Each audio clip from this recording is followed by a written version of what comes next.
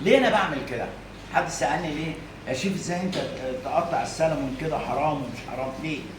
عشان هيتحط في القالب. لا دي قصه سهله، انا ممكن احطه قالب سهل كده. علشان لما يجي اللي بياكل ما يضطرش ياكلها كلها على روح. لا ما يشدش معاك في الاكل. لا انا عايز ليه تشتركوا معايا يا جماعه ليه؟ التشكيل يبقى اسهل. لا ده تضيف عليها حاجه يمكن. اول حاجه انا لما اجي بشتغل بالسموك سلم مش لازم يعني بالضروره الاقي كل قطع سليمه، انا ممكن الاقي قطع صغننه قوي يعني. فكل الدبريهات اللي بتقطع الصغيره دي ما بتترميش في المطبخ، نظام الهدر ان انا بحافظ عليها ايه؟ اوظفها بطريقه تتناسب معاها. هي لما بتتباع انا يا شيخ. احط هو الدبري بتاع السلمون ده بيتباع بيتباع لوحده. حلو قوي، اديك انت بتقول بسعر تاني، بس انا اوظفه واخلي اعلي التارجت بتاعه معايا. يبقى انا اعليه ازاي؟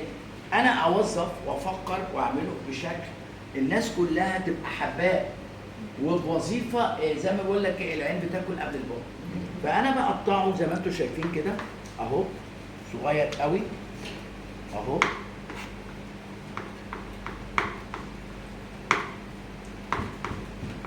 زي ما انتم شايفين اهو.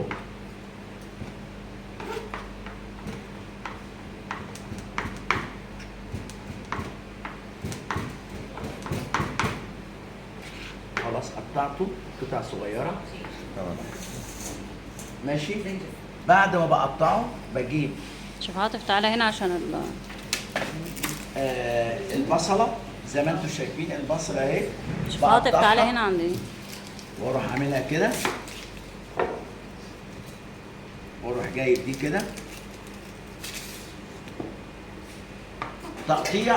انا دايما البصل من ضمن البيزك بتاعك ما ترميش الحته دي، لان الحته دي بتحميك وانت بتقطع، من ضمن حاجات التقطيع.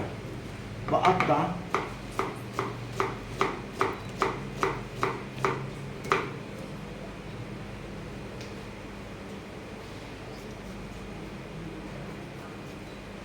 بتقطع دايما وانت ماسك كده